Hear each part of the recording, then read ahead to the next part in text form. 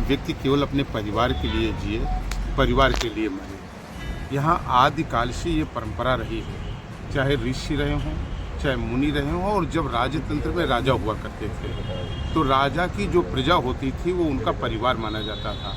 और आज इस डेमोक्रेसी में, लोकतंत्र में, एक चुने हुए व्यक्ति, जनता का जनादेश जिनके साथ है, जिनके साथ जनता है, वो अगर अपनी चिंता करेंगे तो उन्हें जनप्रतिनिधि होने का कोई अधिकार नहीं है।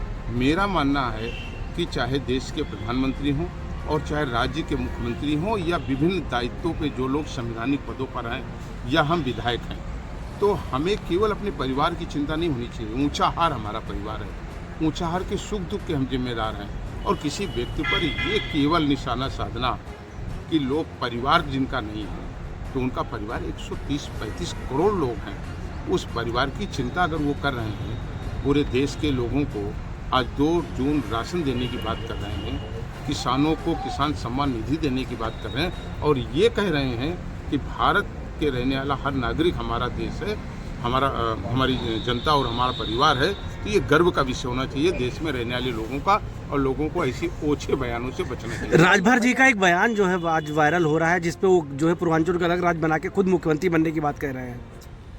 देखिए, ये तो राजभर जी ही आपको बता पाएंगे कि उन्होंने ये बयान क्यों दिया और इस बयान के पीछे उनका क्या मकसद है।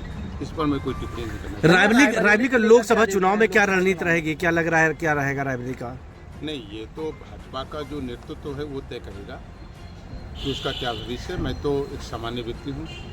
सामान्य व्यक्ति के नाते कांग्रेस का क्या, जिस तरह से कांग्रेस का गढ़ कहा जाता है रायबरेली, तो क्या रहेगा, क्या लग रहा है इस पर आपको? प्रत्याशी भी तक गढ़ किस चीज़ की गढ़ की बात करते हैं? यहाँ रायबरेली में 3 विधानसभाओं में जिनकी जमानत जब्त हुई हो, जिनका कोई अस्तित्व नहीं है जनपद में, जिन्होंने रिश्ता ही केवल ये रखा हो कि केवल चुनाव लड़ना है और 5 साल तक, आपको शायद ध्यान नहीं है, किसान टकटकी लगा करके देख रहा था कि हमारा सांसद कब आएगा। बेरोजगार नौजवान ये देख रहा था कि कब हमारी मदद में कांग्रेस के लोग खड़े होंगे और कब हमारी मेंबर ऑफ पार्लियामेंट खड़ी होंगी।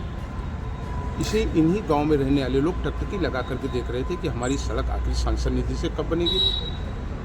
वो माँ, वो पिता जिसका जवान बेटा फांसी लगा करके मर गया, कोई टकटकी लगा कर देख रहा था कि जो हमारे जनपद का गार्जियन है, जिसको हमने मेंबर ऑफ पार्लियामेंट बनाया, वो कब हमारे दुख में शामिल होगा। और अगर शायद इन सुख और दुख में लोग शामिल नहीं हो सकते हैं, उन्हें जनता से वोट मांगने का और लेने का अधिकार नैतिक रूप से कतई नहीं रहता। तो लग रहा है आपको प्रियंका गांधी के ग्लैमर नहीं काम करेगा? नहीं, कोई ग्लैमर नहीं है यहाँ ग्लैमर किसका है?